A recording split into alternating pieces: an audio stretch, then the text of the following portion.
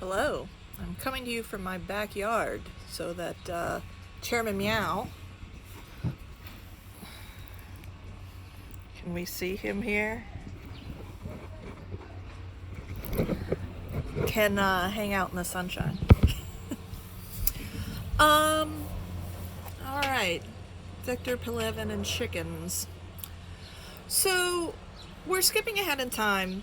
The last things we read came from the era of high Stalinism, and there's a whole history of Russia in between, right? After Stalin dies, Khrushchev comes to power. We get the thaw for a while. He opens up relations between the West and between Russia slightly. He liberalizes certain policies, particularly regarding agriculture. He was an actual proletarian. His parents and grandparents were farmers. Khrushchev is very popular with people, opens things up. Things become a little more liberal in terms of what you can publish, what you can't, right? We never return to the era of Stalin's gulags and purges and terror and millions of people dead in the Soviet Union. I mean, he was a genocidaire, and we never return to that. On the other hand, Khrushchev is removed from power when he gets a little too liberal for the tastes of the rest of the Communist Party. And then what comes, the era that comes after that, basically from the late 60s through the 70s, up until you get Gorbachev in the 80s, is called stagnation. And this was when Pelevin was born and raised. Relative tight control on media. I said nothing like Stalin is ever possible again, but it's certainly not an extremely free, creative time. The economy stagnates. They're in the midst of the Cold War. Brezhnev just gets older and older and more senescent. The leadership is just these ancient old men who barely know where they are or what they're doing. And the country falls into, stagnation is actually a term coined by Gorbachev in the 80s to describe not only the economic functionings of the country, where you don't have a lot of consumer goods floating around, the centralized economy, the centrally planned economy gets bogged down in military spending and things it doesn't really need, and resources aren't getting sent where they need to be sent because the bureaucrats in charge are not performing their jobs faithfully at a minimum. And then with Gorbachev, in 1986, you get perestroika, which is his attempt to liberalize the economy of the country, and glasnost, which is creative freedom. And it's Gorbachev's intention to preserve the Soviet Union, to preserve the Communist Party, but to democratize it, to get rid of these ancient bureaucrats, to open up to market reform certain segments of the economy, to sort of liberalize and free journalism, the press, the media, etc. It's not complete freedom, but it's really his attempt to try to reform Soviet-style socialism into a more democratic, freer, looser, more consumer-oriented, more creative thing. It doesn't work. And we'll talk about that next week, right? So then after Glasnost, we have the collapse of the Soviet Union and the post-Soviet era. And we're going to talk about that next week when we get to Petrushevskaya, actually. So put that off. But for the moment, this story is a story that comes from the very, very, moment of the end of the Soviet Union. Before any of the post-Soviet calamity, Boris Yeltsin, etc., happens to the country, before the rise of the oligarchs and everything, it's truly a mess. But before all of that, there's just this moment, of course, in people's minds of sort of hope and opportunity, and you know, the whole world opens up. So this is the political moment, and it's important to understanding the story. I want to talk to you now stylistically about postmodernism, which is kind of like, say, I want to describe the Gulf of Mexico to you in a cup of water, right? I mean, this is, you might be familiar with postmodernism in terms of architectural styles or visual artistic styles, video art, things of that nature. So there's an aesthetic component, certainly. There are certain styles of things, of visual arts and architecture that are described as postmodern. And of course, literature, too.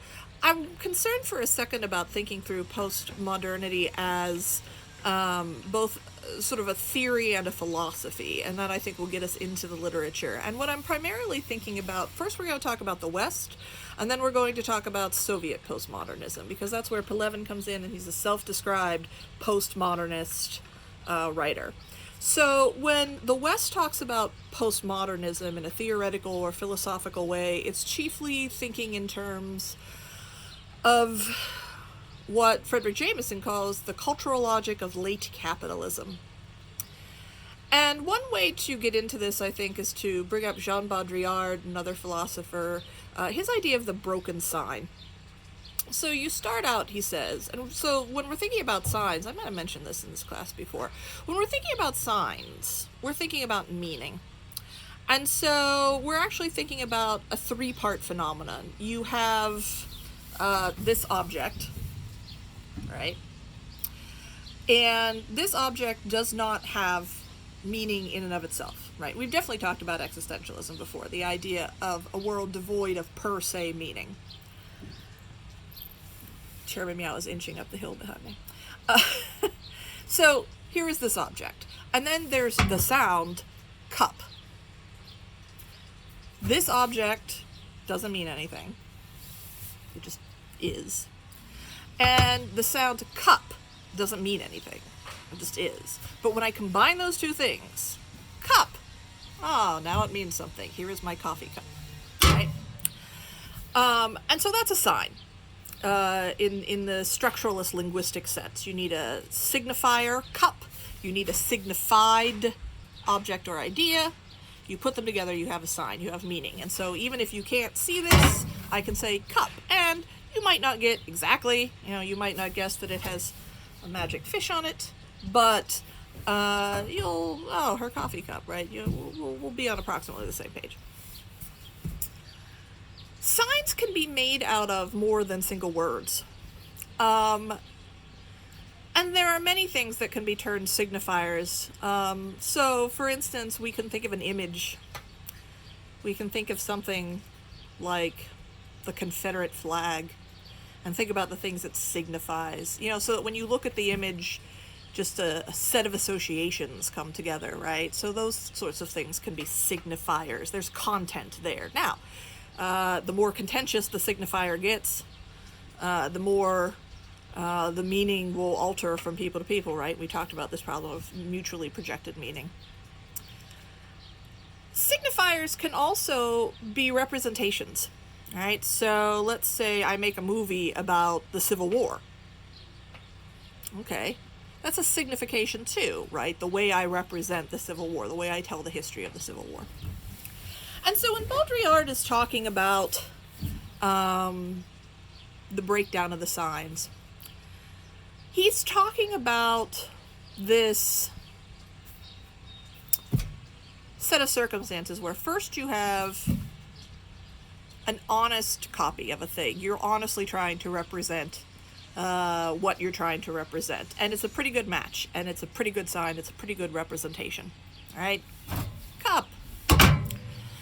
And then you have a bad sign, right? It's not a good representation. It's not a clear sign. People don't understand it for one reason or the other. The signal becomes unclear. And then you have a deliberately falsified sign, something that is meant to deceive you, basically. So one classic example is the statuary on top of a tall building, say in Greece or something, like if you see a statue of a human perched high atop a building, you have to look up at it. Those are carved actually all disproportionately. So if you were to look at them straight on, the head would be way too big. It wouldn't be a human at all. It would be some other kind of, badly molded thing. But to account for the perspective of staring up from a great distance at the statue, when it's put up where it belongs, it looks right. Right? And so that's this kind of deliberate, we have not made a statue of a human. We have made a statue of some distorted human-esque thing, and it's meant to fool you. So that's an analogy that Baudrillard uses, Plato uses. We're going way back in philosophical time here. But the point being the idea of a sign that is meant to deceive. A signifier that is meant to mislead you, to give you a false meaning. And then finally, the last stage of the breakdown of the sign is a sign that represents the thing that never actually existed. He calls this hyper-reality. Baudrillard talks about the map destroying the territory, right? When you have a map of a place that doesn't exist. So basically what we're talking about here is, again, to return to the idea of, say, a historical movie. Imagine some very nostalgic movie that tells you about American history, those brave Confederates fighting for states' rights, and we never mentioned slavery. That's not a real representation of anything. It's just a certain kind of nostalgia for a particular, subcultural racist heritage in our country's history. But it's not trying to fool you. That's not the point, right? It's just nostalgia. And again, I've picked a contentious example, but there's lots of examples of this. If we think about, things that maybe we can all sort of enjoy, like the Ken Burns documentaries, or something, depictions of a history that didn't actually happen. And there's lots of things like this, lots of things that are meant to represent ideas, versions of things that never happen, and no one's even pretending it's true. It doesn't have to be true. You don't care that it's true. Hyper-reality, right?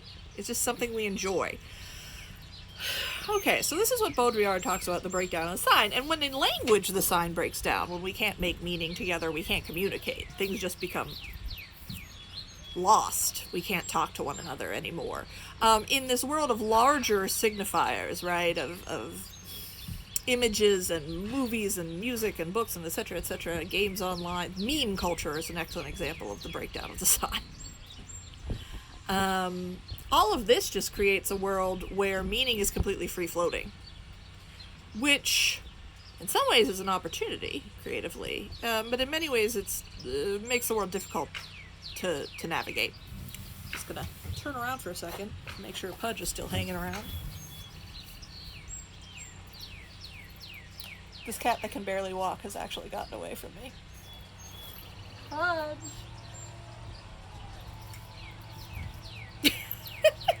Okay, I'll stop there, and then we'll get into what this means in terms of capitalism.